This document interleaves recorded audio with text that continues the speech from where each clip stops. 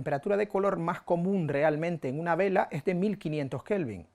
En una bombilla de incandescencia de 40 vatios es de 2680 Kelvin. En cambio, en otra de 200 vatios es muy diferente. Nos encontramos con que directamente tenemos 3000 Kelvin. El amanecer, tanto el real como el de Murnau, ronda una temperatura de color correlativa de aproximadamente 3200 Kelvin. El ocaso, en cambio, llega a 3400 Kelvin. Lo mismo ocurre con las lámparas halógenas, 3400 Kelvin. Una lámpara xenón, por ejemplo, varía entre 4500 y 5000 Kelvin de temperatura de color correlativa. Y sí, es verdad que en un día soleado por la tarde puede que tengamos 5500 Kelvin, pero si el cielo está nublado, de repente estamos hablando de 6500 o 7000 Kelvin. Cielo azul al mediodía, entre 9000 y 12000 Kelvin. La época del año también influye sobremanera en cambios en la temperatura de color media. Luz del sol directa, entre las 9 de la mañana y las 3 de la tarde. 5800 Kelvin en abril, 5450 en octubre. ¿Y antes de las 9 de la mañana y después de las 3 de la tarde? 5400 en abril, 4900 en octubre. ¿Y si está nublado? Pues varía mucho menos.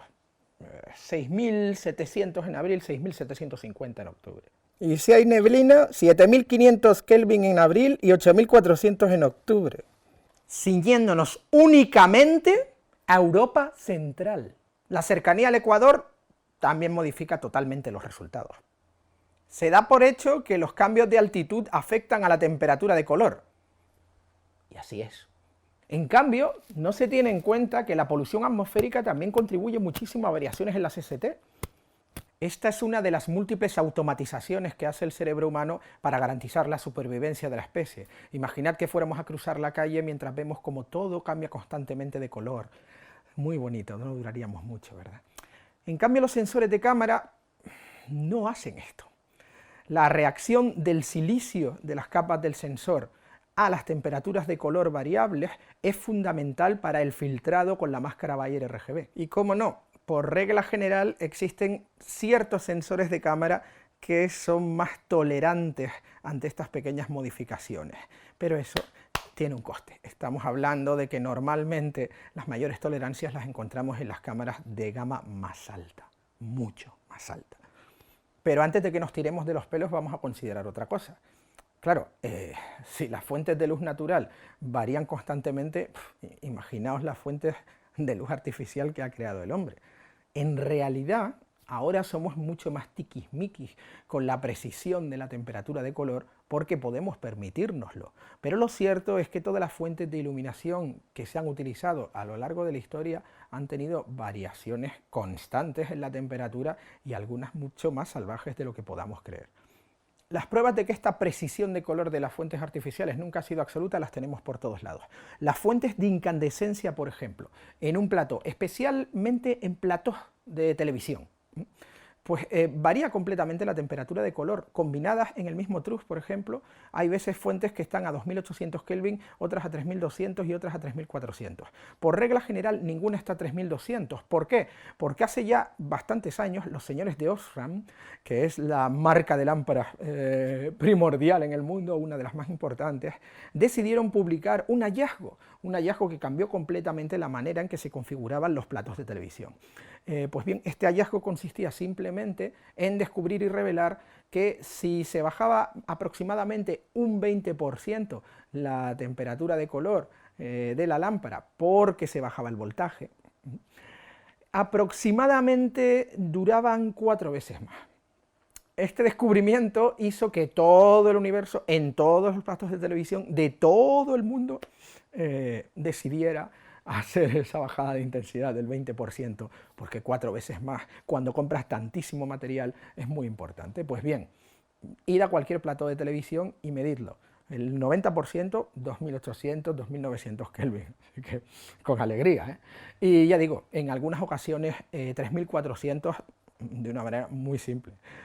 ¿Qué pasa con los HMI? Los HMI, aún peor, o sea, han variado siempre muchísimo, durante el mismo rodaje, en el mismo momento. Para ser todavía más claros, dos fuentes, dos lámparas de descarga de halogenuros metálicos, dos HMI, del mismo fabricante, hechas en el mismo sitio, si fuera una sola persona la que las fabricara, que no es verdad, fabricadas por el mismo tipo, una al lado de la otra, no van a dar exactamente la misma temperatura de color. Y hasta ahora no nos ha ido mal con ellas, ¿verdad? Es bastante evidente que la precisión de color en todas las fuentes de iluminación que se han usado en la historia del cine y la televisión nunca ha sido ni de lejos maravillosa.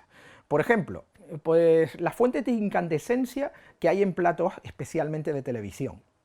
Desde el momento en que hace ya unas cuantas décadas uno de los mayores fabricantes de lámparas del mercado, Osram, decidiera revelar uno de sus descubrimientos científicos, nos encontramos con temperaturas de color completamente diferentes en los platos. ¿Por qué? Porque Osram lo que vino a desvelar es que habían descubierto que bajando la intensidad de la luz un 20%, las lámparas duraban 4 veces más. Obviamente no hay ningún plato de televisión que utilice incandescencia en ningún lugar del mundo que mantenga las lámparas a 3200 Kelvin, ni uno. Todo el mundo está a 2800, 2900 Kelvin porque todo el mundo reduce ese 20% porque la inversión es muy fuerte en todo un trajo, en toda una parrilla televisiva muy grande en distintos platos como para andarse con bromas. Pues primer motivo, en televisión nos encontramos 2800, 3100, 3200 y en algunos casos hasta 3400 Kelvin. Hay una combinación de todo y todo a lo mejor en el mismo trus. Primera de las cosas, HMI. Esto es todavía peor. Si cogemos dos lámparas de halogenuros metálicos, dos HMI, del mismo fabricante, hechas el mismo día, fabricadas por el mismo grupo de personas, no van a dar la misma temperatura. Es más, a lo largo del rodaje de una secuencia puede que varíen bastante de temperatura en ese momento. Y hasta ahora hemos sobrevivido sin que nos pase nada por ello, ¿no? Así que este es el tema. Fluorescentes. Los fluorescentes, incluso los fluorescentes profesionales para cine, varían mucho al final de su vida útil en reproducción del color. Y los LED, pues claro, no pueden ser menos. Hay unas variaciones que hay que conocer a lo largo de la vida útil. Contrariamente a lo que ocurre con otras fuentes, las mayores variaciones se producen en las primeras 500 horas de uso, pero de eso hablaremos un poquito más adelante.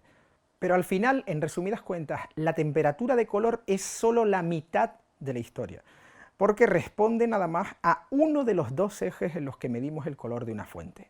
Del otro eje, de lo que ocurre cuando hay una desviación de la curva de Planck positiva o negativa, es de lo que hablaremos en el próximo capítulo.